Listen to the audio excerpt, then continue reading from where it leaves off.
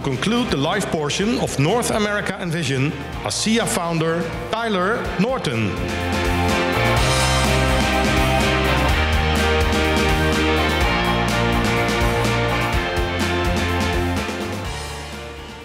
Hey guys, it's great to be back with you. I hope you've enjoyed this morning. I've got my phone out, and I first want to say thanks to so many of you who are sending me your 6-word leadership legacy statements. I've been watching them, and I'm probably up to about 175 different ones. Jack just sent me Live a Legacy That Lifts Others. Philip Freeman just sent me Learn, Teach, Take, Give, Build, Evolve. I'm so thankful for all of your willingness to participate in this homework assignment, and I've sat in the back and been pulling my phone out and pointing it to people and showing the people sitting back there, Chuck and Jeremy and Gene and others, these beautiful statements of your leadership legacy. And so I want to congratulate you and thank you. You've inspired me this morning by sharing your thoughts and feelings about how you want to lead and the legacy you want to leave. It's really quite a privilege for me to wrap up the morning's live session with some thoughts and feelings. And I need to almost ask your forgiveness a little bit for kind of the way I want to approach this. It's a paradigm discussion, a shift in the paradigm or the way we see ourselves and the industry that we're in that I really want to unpack with all of you today. I've been thinking a lot about these remarks that I intend to share with you, and in particular, where we are as an organization, where we are as an industry. I think Jerem did a nice job earlier today kind of framing up where we stand inside of our industry and the opportunities that are before us.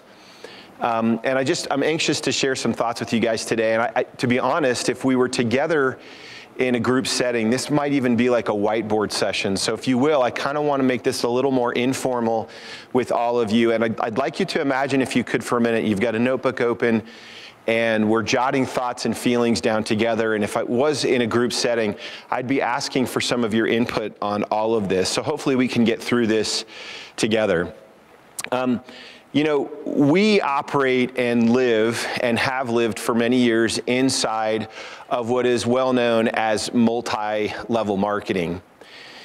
And the MLM acronym is well known and in some cases gets maligned a little bit, gets indicted a little bit for what it represents. And the message that I wanted to share with you guys today is a pivot from multi-level marketing to what I'd like to call next level marketing. I think we should move away from MLM and move to NLM. And in my mind's eye, I think of the MLM or the multi-level marketing as kind of an old world approach. And in this paradigm shift that I'd like to explore and unpack with all of you, I want to challenge you to consider the idea that next level marketing should be our new world. And so if you'll give me your best attention, and I'd like to invite a little bit of introspection, you're going to notice that some of these concepts I aim to share with you today are things we've discussed before, but in different settings.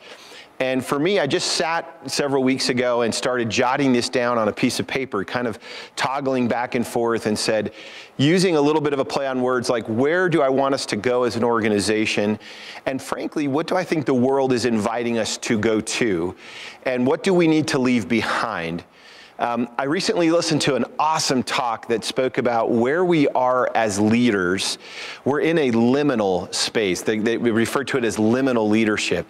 We're coming off of a collective trauma in the world that happened by way of a pandemic. We're coming off of, and still very much in, a collective trauma associated with economies and small businesses. And we're in this liminal or in-between space where the question is, we know it won't be the same moving forward. We know something's going to change. But what is the role of our leadership in this change? There's been such difficult discourse. There's been great tension in the world around race, around so many different things. How do we lead as human beings in this world? And how do we live a next level version of not just ourselves with this leadership legacy discussion from this morning, But as ASEA, how do we lead out in this industry and demonstrate what next level marketing, not multi-level, but next level marketing could look like and feel like? So that's kind of what I wanted to discuss with you guys today, and I want to take you on a little bit of a journey to do that. Now, to set this up, I want you to imagine we're going to build out kind of an old world paradigm, comparing and contrasting it with the new. And I'd like you to, as you read these words, as again, remember, I'm almost writing these on a whiteboard for you. As they come forward, I want you to think about framing each of these concepts this way. So, traditional old world multi-level marketing was either obsessed with, super hyper focused on, or ultimately committed to being the first part, and what next level marketing, new world, would be obsessed with, committed to, and focused on becoming and being. So let's start this and see if this works in a virtual setting for all of us. The first thing that comes to my mind is that old world multi-level marketing spent so much time trying to be convincing. New world, next level marketing needs to be convicted. Now let's talk about this for a minute. Many of you have heard me say, conviction sells, emotions buy. Logic pays for auto ship. Conviction sells, emotions buy, logic pays for auto ship. All of us need to stop and ask ourselves, how well do we demonstrate conviction? We should stop worrying or being obsessed with or focused on being convincing, and we should work every day on being convicted. Our conviction is the end game for all of us. You know, Lyndon B. Johnson, the 36th US president, said, "You must believe in the argument you're advancing. What convinces," he said, "is conviction. If you don't believe in the argument you're advancing, you're as good as dead. The other person will sense and feel that something is not there, and no chain of reasoning, no matter how logical, elegant, or brilliant, will win your case for you." So this first pivot point in this paradigm shift from old world multi-level marketing to what I'm thinking of as NLM, next level marketing, says we can no longer just worry about trying to be convincing enough.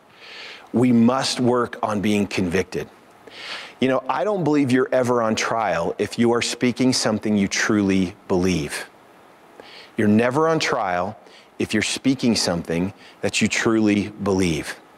That conviction, okay, will enable you to care less, but not be careless. Now let me stay here for a minute. What do I mean when I say your deep abiding conviction will allow you to care less, but not be careless? What I mean by that is when you're trying to convince someone of something, you're spending far too much time caring about their interpretation of what it is you're trying to convince them of.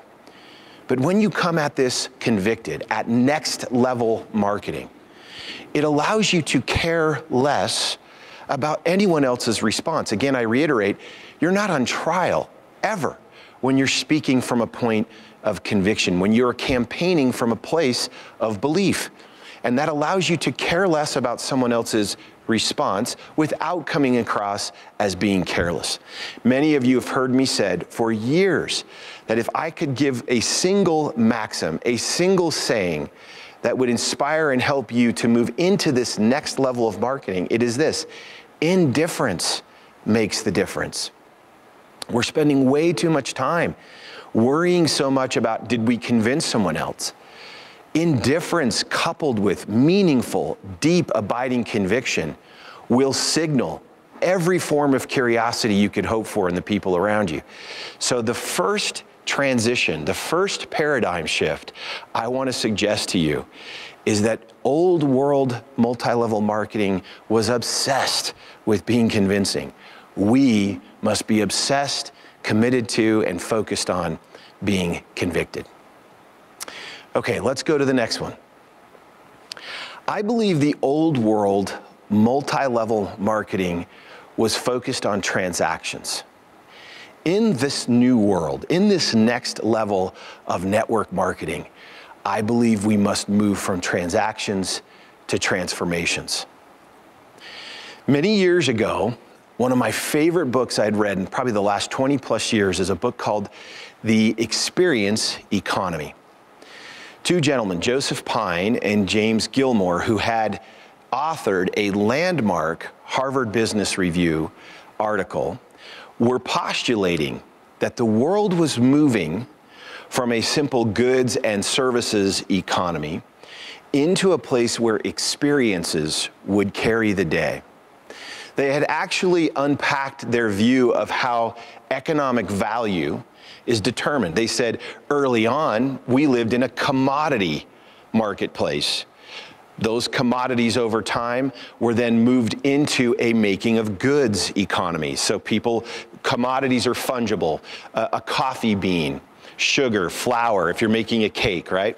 Then they said somebody decided, what if we grind that coffee bean down and make it into a good, a ground coffee? There's more value in that, and people would pay more for that, and it would be more relevant to them. So they said we moved from a commodity, the extraction of commodities, into the making of goods.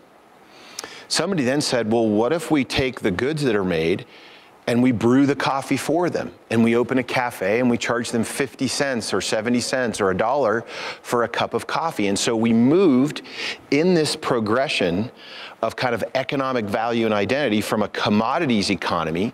Then we moved up to a making of goods from those commodities. Then we moved to a service economy. Now, 25 years ago, they were saying, we predict that this progression of economic value will move from commodities to goods and then goods to services, and it will find ultimate expression in experiences. So they wrote their book called The Experience Economy.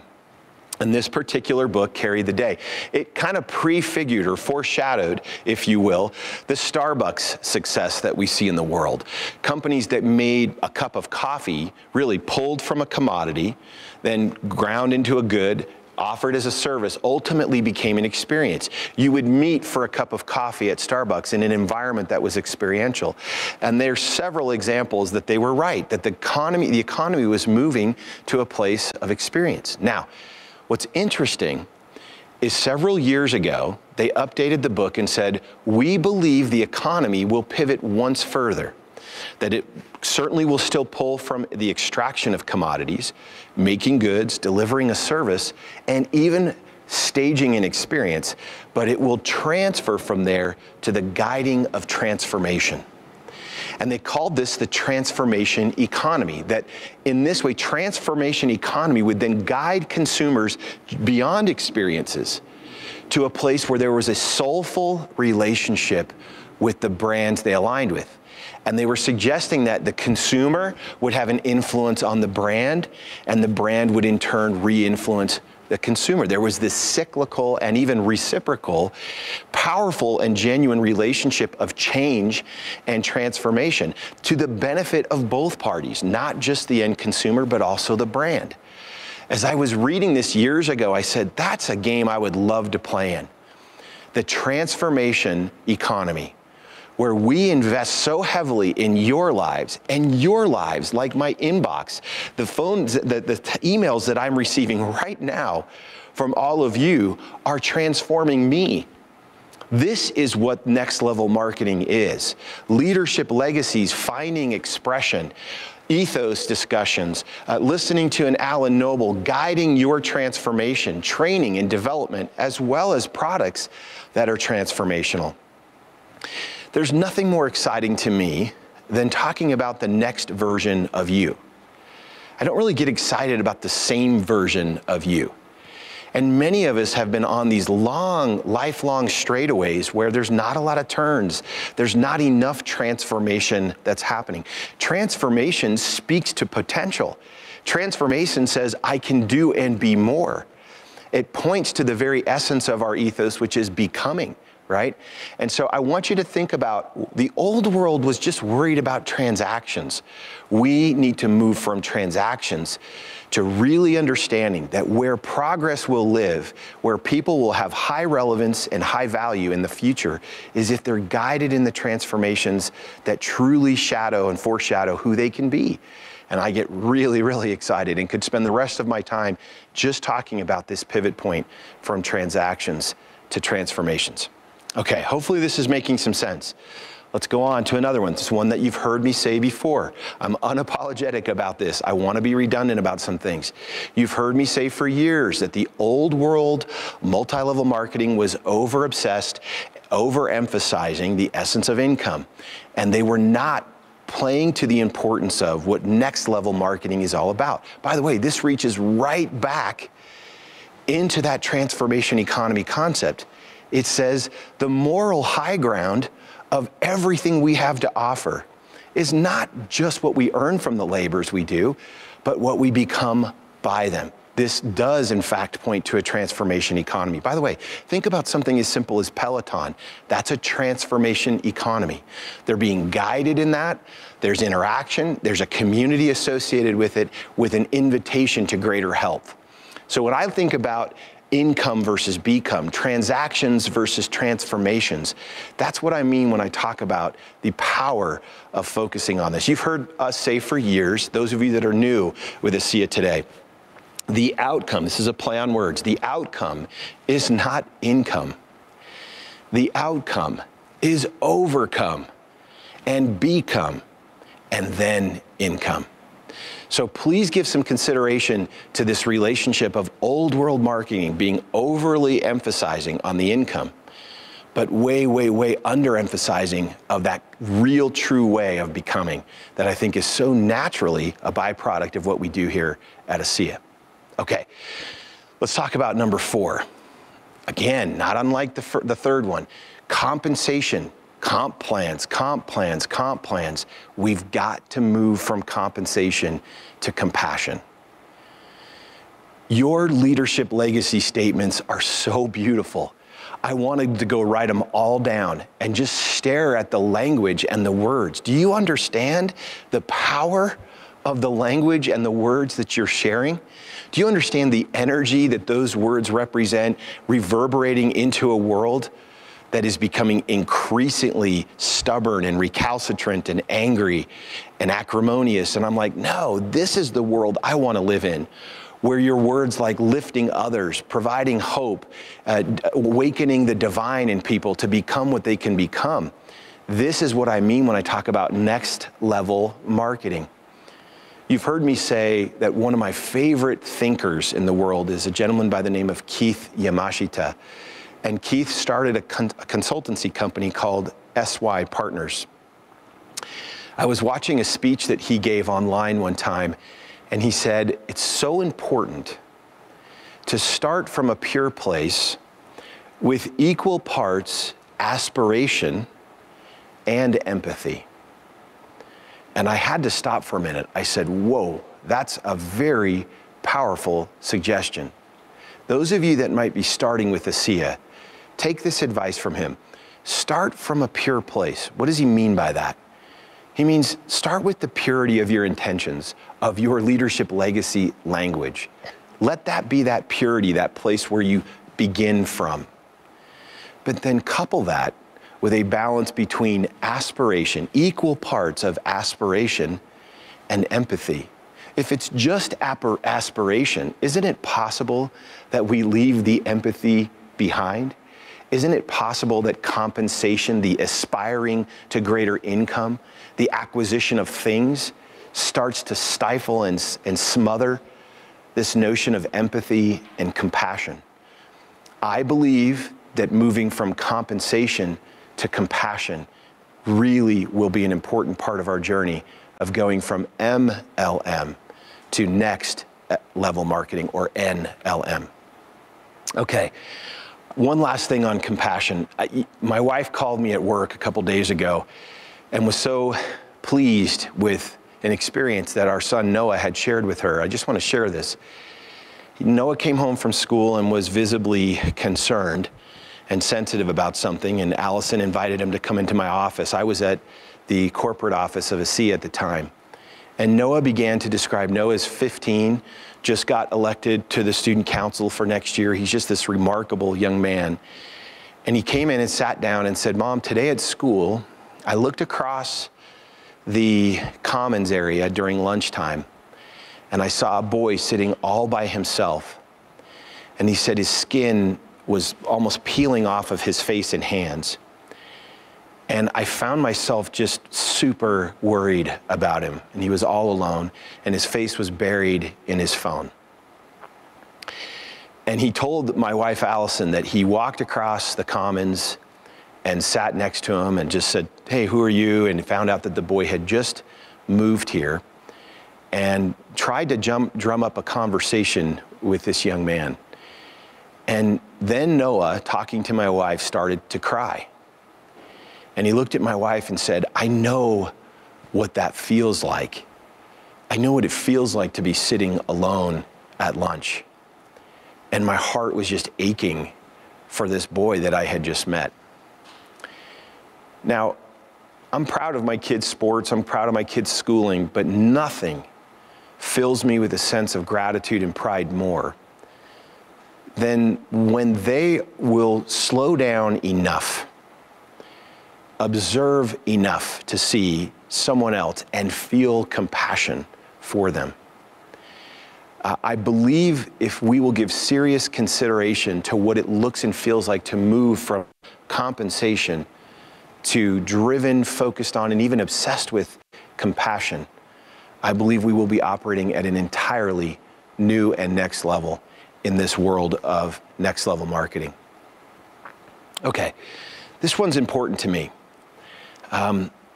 The old world, at least in my opinion, pardon me if you disagree, but in my opinion, was overly concerned with what I refer to as the optical.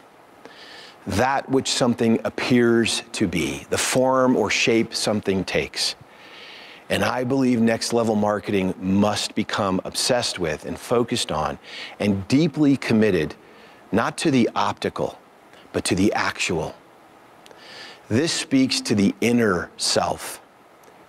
Think of the effect, the social media effect that we live in, where selfies and the ultimate perfect image of yourself is curated, even altered or manipulated in some sort of app to make it look unblemished and perfect, and posted to provide this immediate contrast to the world and the way my life is not, some differential or reference point that I never feel like I can reach.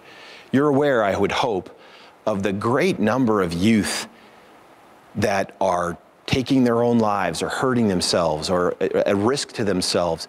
Because why? Because they don't believe they're seen. And what's the appearance is I think of it this way, the appear is the appeal. They worry more about that appearance. I think we need to move away from what something appears to be and be open, honest, and real about what it is. You would think after all of these years of humanity that we would be more embracing of the actual and more quick to avoid the optical. Now, when optical and actual are one, that's integrity. When the form and essence of someone becomes one, that's wonderful. But optical without the actual, to me, is a challenge. I think we should move away from focusing on how you are seen and move towards seeing how you are, paying more attention to what's inside. One of my great books, as you know, is The Anatomy of Peace. And the founder of the Arbinger Institute was once asked a question when he was studying drama in New York City. They were walking out of a class, and a classmate said, "Do you love yourself in the theater?" She asked him, "Or do you love the theater in yourself?" In other words, are you in this for you or truly because of the essence of it that you love? He goes on to talk about how the question convicted him and that he wished that his pretenses could just fall away and leave him standing there honest and simple and solid and true, the actual not being hijacked by the optical. So please give that some thought. Next level marketing must move off of the obsession with the optical, how something is viewed, and must be obsessed with the essence of the actual. It's a powerful, powerful concept to consider. Now, before I show you the sixth of these paradigm shifts, I want to review. Multi-level marketing, old world mindset was worried about being convincing. We must be convicted. The old world paid a great deal of attention to transactions. We must think about transformations of ourselves, of the products that we offer. They need to be transformative. Remember, that transformation economy is becoming more and more relevant into the future. In our case, we need to move from an old world of talking about income, like the red badge of courage. We've got to move from that and talking about become and what the environment we're in and the marketing platforms we work from are doing to help us reach the full measure of our creation. We've got to stop obsessing and overemphasizing compensation and elevate our sense of compassion, which incidentally will inspire the most powerful forms of action from us when we feel what others are feeling, when we suffer, as the word passion is, with others. Calm is with, passion is suffering. Couple them together. We need to suffer with and be sensitive to the people we bring in and quit overemphasizing the comp or compensation. And then the last one, the fifth one that we talked about, this optical moving to the actual. Is this making sense to you guys as you're sitting in front of your computers and processing this?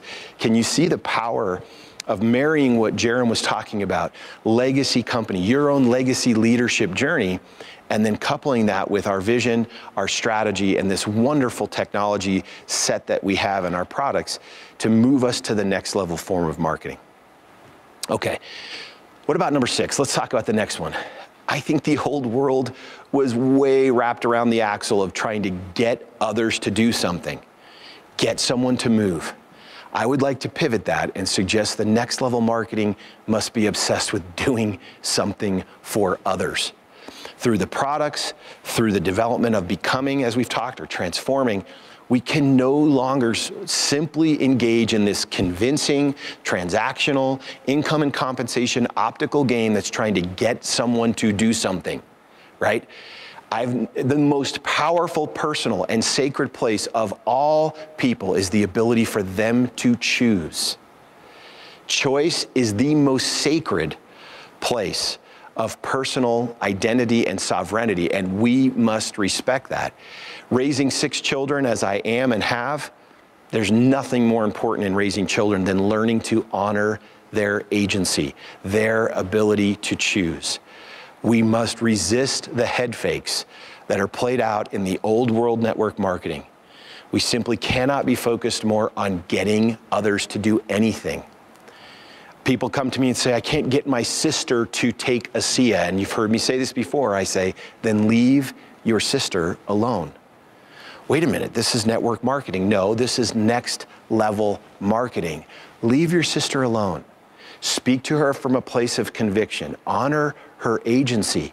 See her as real. Invoke compassion inside of you and see her as real. But if she's not there, there's nothing more violent than trying to get someone to do something. There's nothing more powerful than honoring the agencies of others when you speak and campaign from a place of conviction.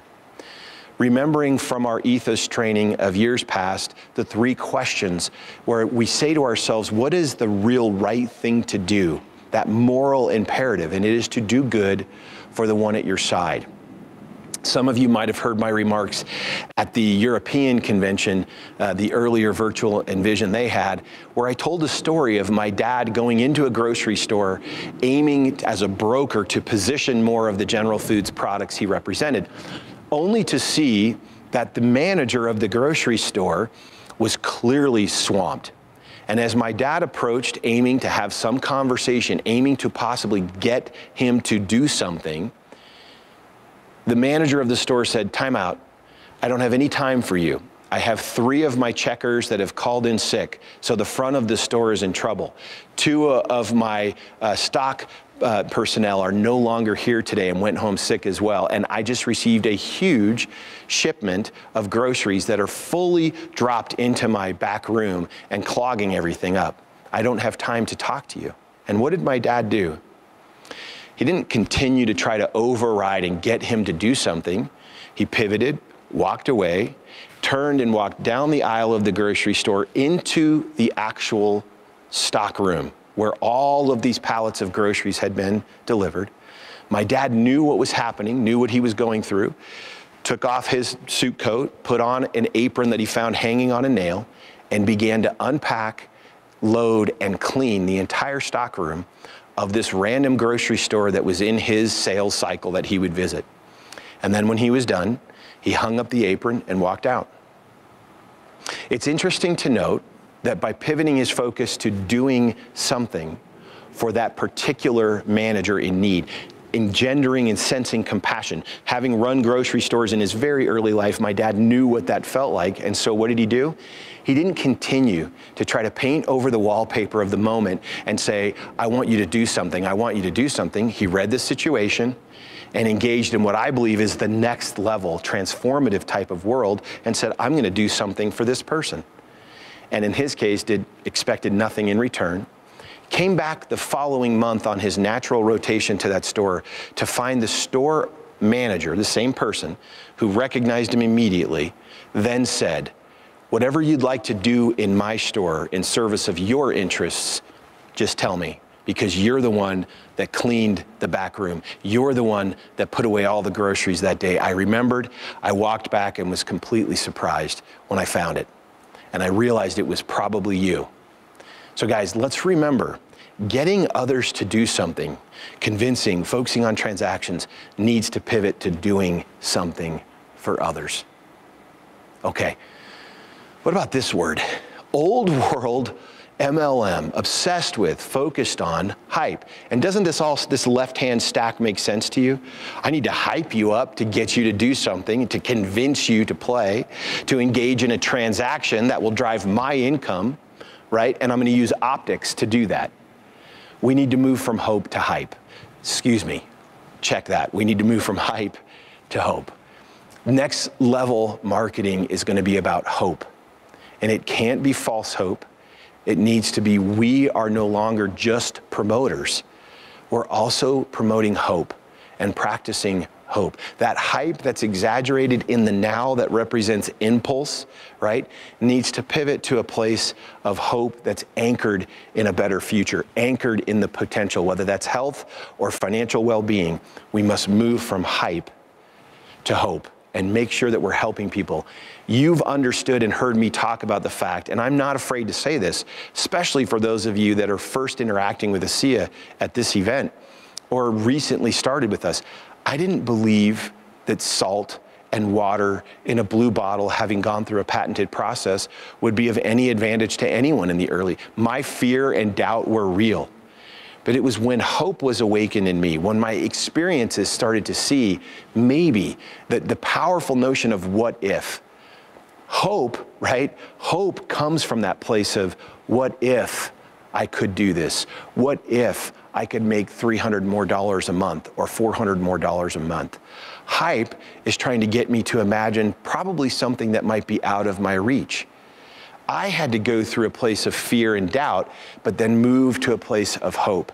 That hope inspired belief, that belief became action. And I believe that hope, not hype, but hope inspires all meaningful action. If someone has a belief and a feeling that swells within them that there can be something better in the future than what their current experience claims today, then in fact, you will see action. But we must do it from a place of deep inspiring of hope and not from over-promoting in the form of hype. Okay, I'm running a little out of time, so I'm going to speed up, guys. I believe, and again, please don't be upset with my interpretation of old world. I hope you're tracking with me on this. I hope you're believing and sensing what I'm saying. I believe the old MLM models were way too obsessed with being valued and recognized.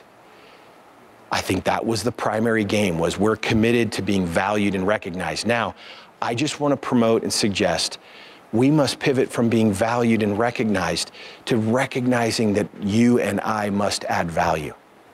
You know that my father for years has taught you're going to be valued in life in large measure to the degree that you make yourself valuable and you add value to others.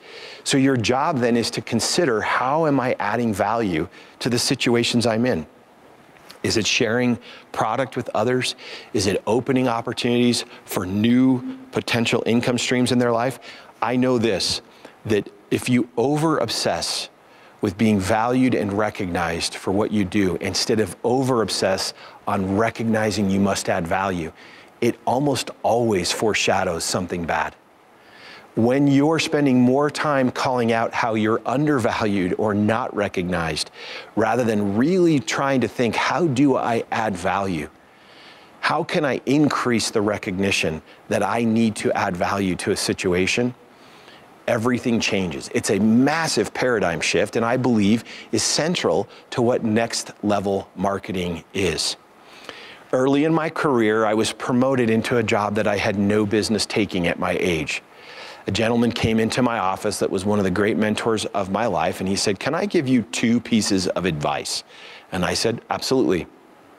He said, "First piece of advice," and I had to hear this twice or 3 times. I even wrote it down, so I'm going to say it a couple times for you.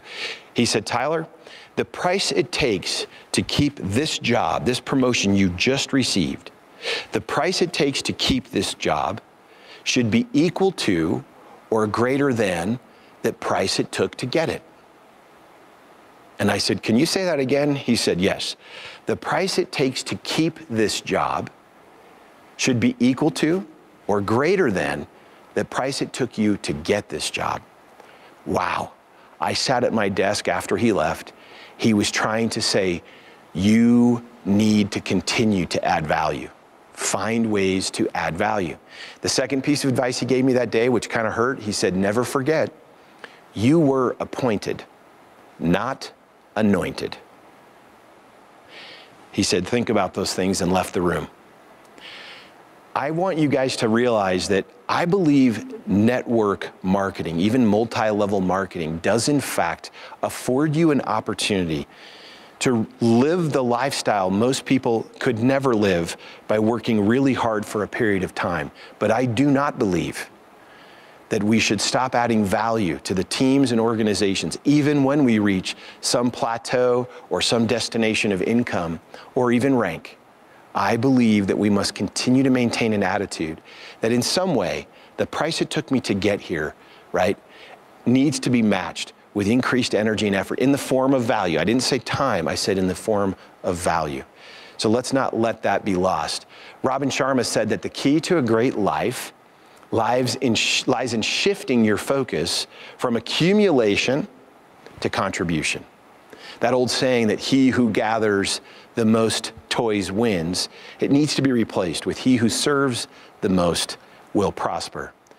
I think we all would be well to remember happiness is the byproduct of a life spent adding value to other people's lives. So guys, let's remember the old world is being valued and recognized, and we must recognize it's our job to add value in the new world. Okay, a few more. What about this concept of building checks? I don't know how many times we've hosted someone from a different company, an experienced leader that will come in to the boardroom at ASEA, or we'll meet him at a hotel while we're out traveling. This is for years now. And it's not uncommon for those leaders to say, "I built a really nice check with XYZ company, built a really nice check." Guys, we shouldn't be talking about building checks. We should be talking about building people. Remembering that it's not just about that income, it's about the become. And our hallmark, our true rank advancement is when we're building people, not just building up a check. Many of you have heard me share the poem that my mom made me memorize as a young boy. It goes something like this. I watched them tear a building down, a gang of men in a busy town, and with a ho, heave ho, and a lusty yell, they swung a beam, and an entire sidewall fell. I asked the foreman, "Are these men skilled, the kind you would hire if you had to build?" And he gave a laugh and said, "No, no indeed. Just common labor is all that I need. I can easily wreck in a day or two what a builder has taken a year to do." So I asked myself as I went on my way, which of these roles have I tried to play? Am I a builder who works with care, who measures life by rule and by square? Am I shaping my deeds to a well-made plan, building up others the best that I can? Or am I a wrecker who walks the town, content with the labor of tearing down? Next, level marketing needs to be builders of people. Unskilled common labor wrecks, right? We must walk the town looking for opportunities to build and lift others. I would plead with you to avoid the notion of, I built a nice check. Our job is to build people. So keep that in mind as you consider what next level marketing is. A couple more and then I'll wrap this up. Closing sales needs to pivot to opening minds. These terms that have prevailed, these old world, almost legacy sales terms that turn the person into an object, we've got to pivot from those. Next level marketing will be far more interested in opening the minds of people we visit with about the possibility of what can happen, right? Versus, I think, the probability of how we might hold ourselves back. So closing sales, and I'm going to kind of shorten these last few, closing sales versus opening minds. The next one, and I've got two more. I think old world network marketing and multi-level marketing spent so much time thinking about moving product. I think we must invest in the business of moving people. Of course, you can see that all of these on that next level right side of the screen are kind of starting to move together into this amalgam of what next level really feels like. I truly do believe if we move people, we will in fact move product. But we've got to pivot away and start really engaging and investing in the hard work, the heavy lifting of building the people and moving them, rather than just saying, let's sell more of a given product. Okay, there are 12 of these. This is the last one. I kind of was thinking about the notion of old world marketers were always wanting to present. As a young man in college, I was approached by someone from the multi-level marketing industry. I didn't know at the time what was happening, but he just kept saying, I just want to come present something to you. I just want to come present something to you. And it was like nonstop. And then we didn't really know what was happening until he came to an apartment with a handful of us in college and then wanted to present. And I think we need to move away from being able to present to just being present. We need to be, as I said earlier today, we need to live in the moment to create momentum. We have to observe to serve. You have to listen. We need to slow down and spend time being present and seeing these other people around us as people. Okay, guys, so from convincing to convicted, from transactions to transformations, from income to become, right? These are the pivot points, from compensation to more compassion, from the optical to the actual. Stop getting others to do something and start really obsessing on doing something for others. Let's not traffic in thin or hollow hype, the hot air balloon of hype. Let's move to the place of the substance of hope in the future. Let's not overly concern ourselves with being valued and recognized. Let's recognize we must add value. Let's not just focus on building checks. Let's build people.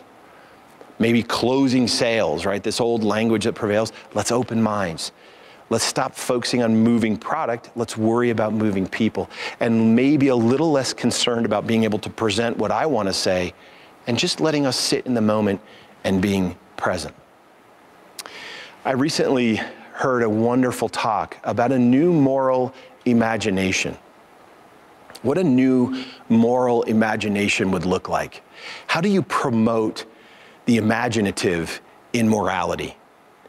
I like to think that where the new moral imagination intersects with ASEA is embodied in this paradigm shift from MLM to NLM, or next level, where we take very seriously the fact that our industry is often indicted for living so aggressively on the left side as primary motive and giving away the high ground of the right side. It's misunderstood by regulators and by competitors. There are bad actors, there are bad apples for sure, but we should own at a very personal level and take very seriously the idea that for us, as for this organization, we will bias our attention and effort to the right side of this, that we will move to a next level. Will we all do it perfectly? No. Will I? No. Will you? No, of course not. But if we can stop and just contemplate this, get contemplative about it, get intentional about it, and give yourself some thought to say, am I living too much in this old world lexicon and language and motive? And what does it feel like to surrender to what next level could feel like.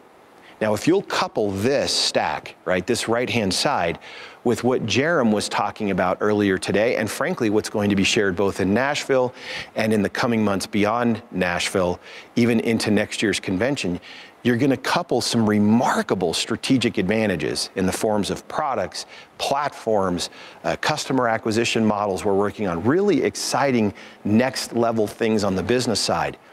But we must take our own personal next level to a new place. Now, you might notice the words compassion or become or doing something for others or adding value, building people as something we've been talking about for a very long time in the context of the ASEA ethos. Ethos, of course, being our distinctive spirit, what makes us who we are, the distinguishing elements of our culture. And we've been trying to teach this for 11 years. Has it been in this particular paradigm? No, but I sat and stared at it and said, next level marketing is a deeper commitment to, in fact, the ASEA ethos at a different level. And hopefully just seeing this play on words, this pivot point between how these words all play together, that might awaken your sense of, I got it, I can see this. That's next level. And this is multi or old world level. I need to take my business to that next level. I can assure you the work we're doing right now in the corporation to provide tools, resources, strategy, support, and execute well. The changes we're making, the things we're trying to accomplish are all aimed at giving you a next level business opportunity.